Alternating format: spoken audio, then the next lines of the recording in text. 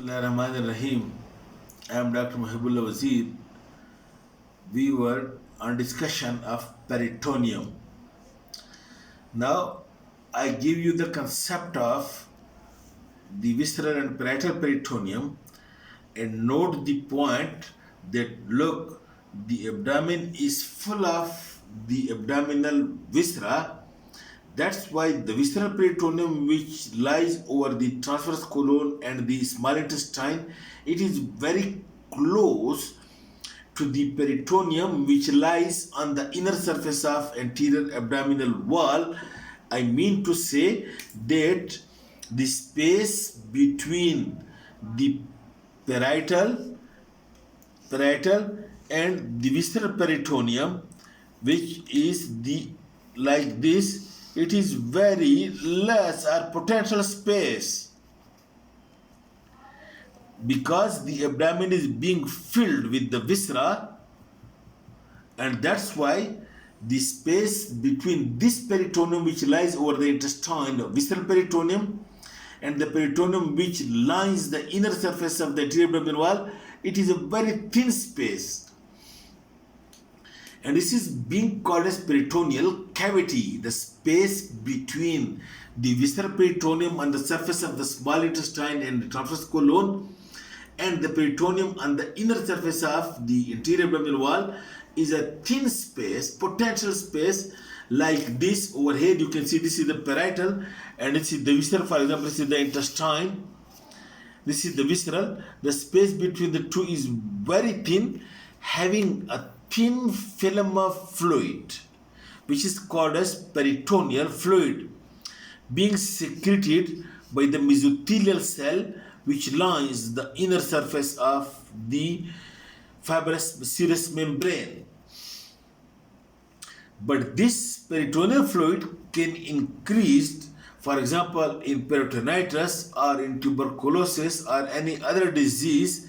The fluid when increases, then the two layers are being taken away from one another, which then we call it as it is the peritoneal effusion, or there is okay. Then the second point I told you that one is this greater sac of peritoneum, which is simply that the peritoneum coming on the posterior abdominal wall and then coming on the anterior abdominal wall and then unite with one another. Some organs invaginate into it, whatever is, but when you cut from the anterior abdominal wall side, give incision and cut this anterior wall and put your hand is in the greater sac of peritoneum. But then one pouch from the peritoneum, look,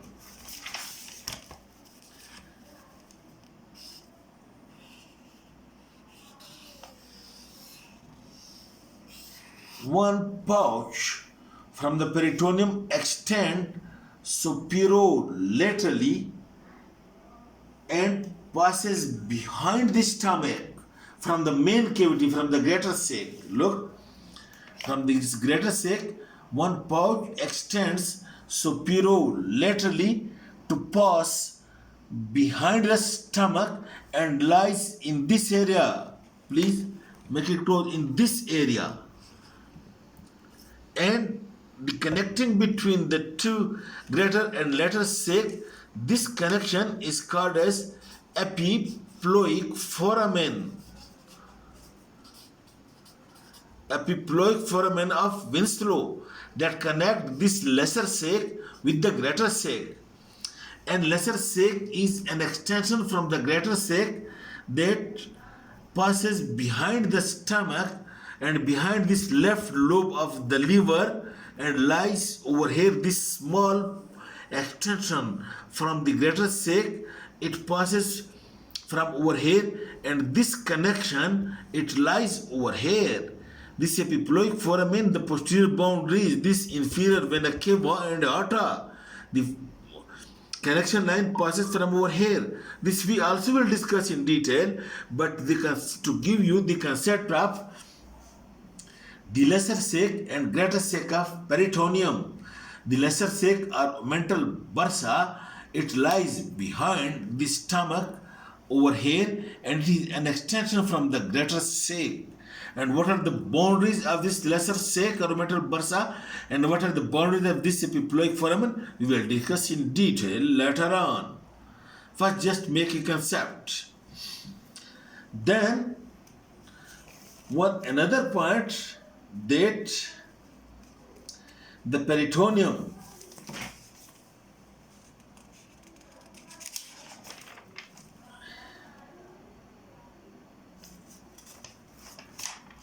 look, that the parietal peritoneum that lies on the inner surface of anterior abdominal wall.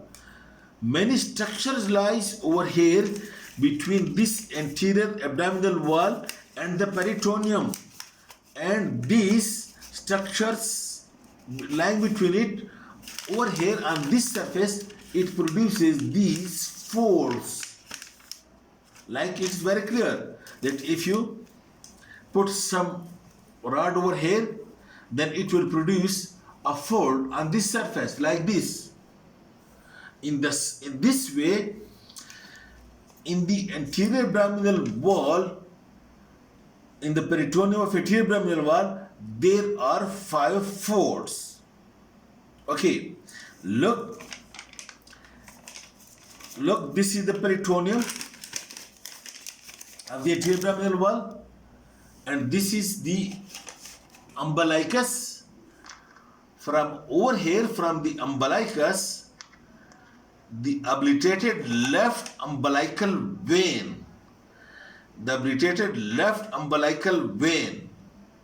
from the umbilicus, when want to reach to the liver, look to this liver, it take a triangular double layered fold of peritoneum along with it, because from it want to goes over here, so it peels off the peritoneum from the anterior abdominal wall and take a double layered fold, triangular shaped double layered fold of peritoneum from the umbilicus to the anterior surface of the liver, and this double layered fold of peritoneum that is being taken by this obliterated umbilical vein, and this obliterated umbilical vein is now called as ligamentum teres.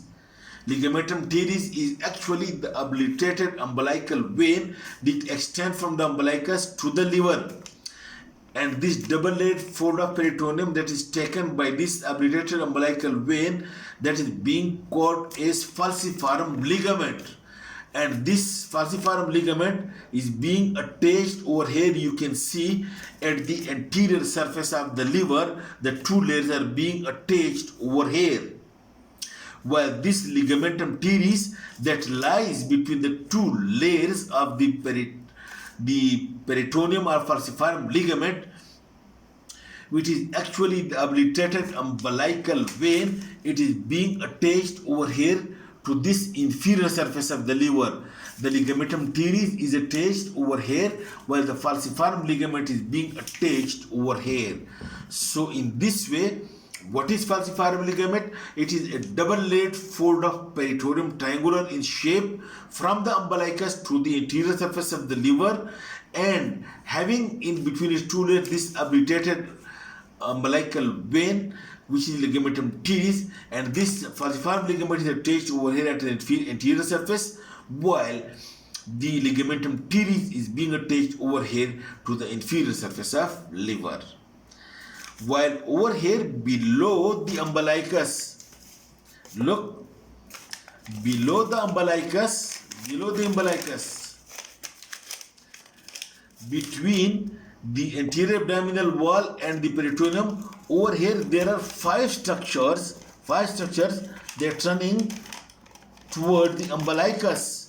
In this way, over here on the inner surface, you will see 5 folds from the lower part toward the umbilicus, and out of these, 1 fold that lies exactly at the midline, over here.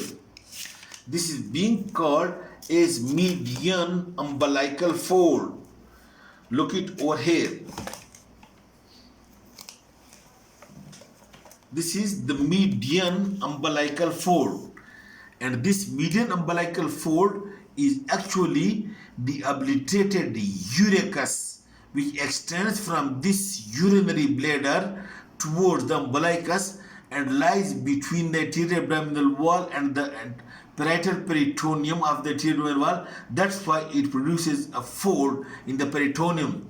So this median, median, median umbilical fold is being produced by the obliterated urachus, and this is now called a median umbilical ligament from the urinary bladder to the umbilicus. Look again, look, this is the urinary bladder. Is it clear? From the apex of urinary bladder, this ligament extends toward this. This is urachus, which passes toward the umbilicus, and now it is obliterated and it is being called as median umbilical ligament. Then on each side of median umbilical ligament, one ligament is being present over here on each side of it. This was the median one. Now one on each side of the median, one over here and one over here. This is being called as medial umbilical ligament, and you can see it over here. Look, this is median and this is medial umbilical ligament, and this medial umbilical ligament, it is actually the obliterated umbilical artery. The umbilical artery which was lying over here, on each side of the midline, and now it is being obliterated and producing a fold, and this obliterated umbilical artery is now called as medial umbilical ligament. In this way, one medial umbilical ligament in the midline and one on each side, that is medial umbilical ligament, which is actually the obliterated remains of the umbilical artery.